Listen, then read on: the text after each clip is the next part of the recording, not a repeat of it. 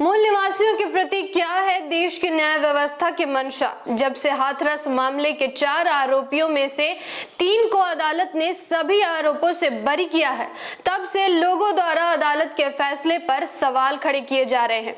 ऐसे में सवाल खड़ा होता है, क्या न्याय व्यवस्था सिर्फ जाति देखकर फैसला सुनाती है? आइए इस विश्लेषण में चर्चा करते हैं।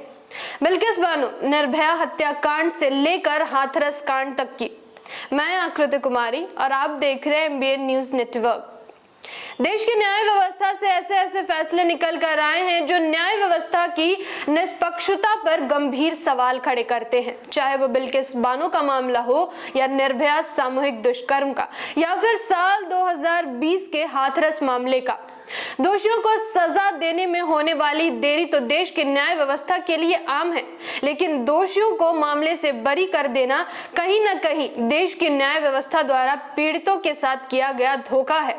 खासकर आरोपी कोई द्विज जाति से हो और पीड़ित पक्ष अनुसूचित जाति, अनुसूचित जनजाति, पिछड़ा वर्ग या कोई मुस्लिम समुदाय से। ऐसे कई मामले हैं जिससे न्याय व्यवस्था की निष्पक्षता पर सवाल खड़े होते हैं। बिल्किस बानो मामले में मुंबई की एक विशेष CBI अदालत ने 21 जनवरी 2008 को बिल्किस बानो के साथ सामूहिक दुष्कर्म और उसके परिवार के 7 सदस्यों की हत्या के आरोप में जिन 11 लोगों को आजीवन कारावास की सजा सुनाई थी, उन्हें बीते साल रिहा कर दिया गया। इस मामले में कई लोगों ने आरोप लगाया कि ऐसा इसलिए किया गया क्योंकि पीड़िता एक मुस्लिम समुदाय से संबंध रखती थी। आप हाल ही के हाथरस कांड से तो परिचित होंगे, जो साल 2020 में उत्तर प्रदेश के हाथरस में घटी थी। घटना के लगभग 2.5 साल बाद अनुसूचित जाति, अनुसूचित जनजाति अदालत द्वारा दिए गए फैसले में चारों आरोपियों के खिलाफ सामूहिक बलात्कार के आरोप को हटा दिया और उनमें से 3 को हत्या के आरोप से बरी कर दिया, जबकि गैर इरादतन हत्या और अत्याचार के आरोप में केवल 1 को दंडित किया गया। हाथरस मामला दरिंदगी की एक ऐसी घटना थी जिसके बाद देश के साथ साथ विदेश के लोगों ने भी देश में लड़कियों की सुरक्षा को लेकर सवाल उठाए थे और आरोपियों के खिलाफ सख्त कार्रवाई की मांग की थी।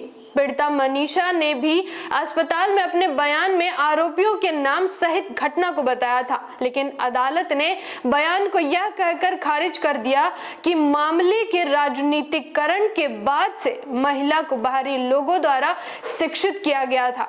आपको याद होगा साल 2012 का वो निर्भया सामूहिक दुष्कर्म व हत्याकांड। इस मामले की सुनवाई करते हुए सर्वोच्च न्यायालय ने कहा कि जघन्य अपराधों में सजा का निर्धारण करते समय न्यायाधीशों को समाज पर इसके प्रभाव को तौलना चाहिए और सामूहिक विवेक या न्याय के लिए समाज की पुकार पर विचार करते हुए पर्याप्त सजा देनी चाहिए। उचित सजा देने पर विचार करते समय अदालतों को न केवल अपराधी के अधिकारों को ध्यान में रखना चाहिए, बल्कि पीड़ित और समाज के अधिकारों को भी ध्यान में रखना चाहिए। लेकिन इसके बाद भी न्याय व्यवस्था भेदभावपूर्ण रही है, खासकर तब जब कोई पीड़ित मूल निवासी या मुस्लिम समुदायों का हो। हाथरस मामले में पूरे देश में बड़े पैमाने पर विरोध हुआ, लेकिन अदालत ने पूरे देश में सामूहिक प्रदर्शनों के रूप में समाज के आक्रोश को भी गलत समझा। अदालत ने इसे एक राजनीतिक साजिश के हिस्से के रूप में देखा।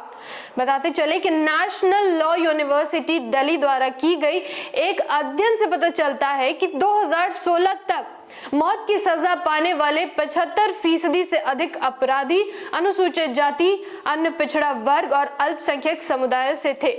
इन आंकड़ों से आप भली भांति समझ चुके होंगे कि देश की न्याय व्यवस्था इस देश के मूल निवासी बहुजन समाज के प्रति कितनी ईमानदार है।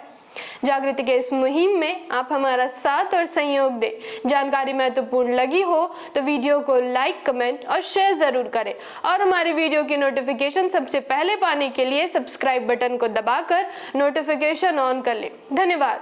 जय संविधान, जय भारत।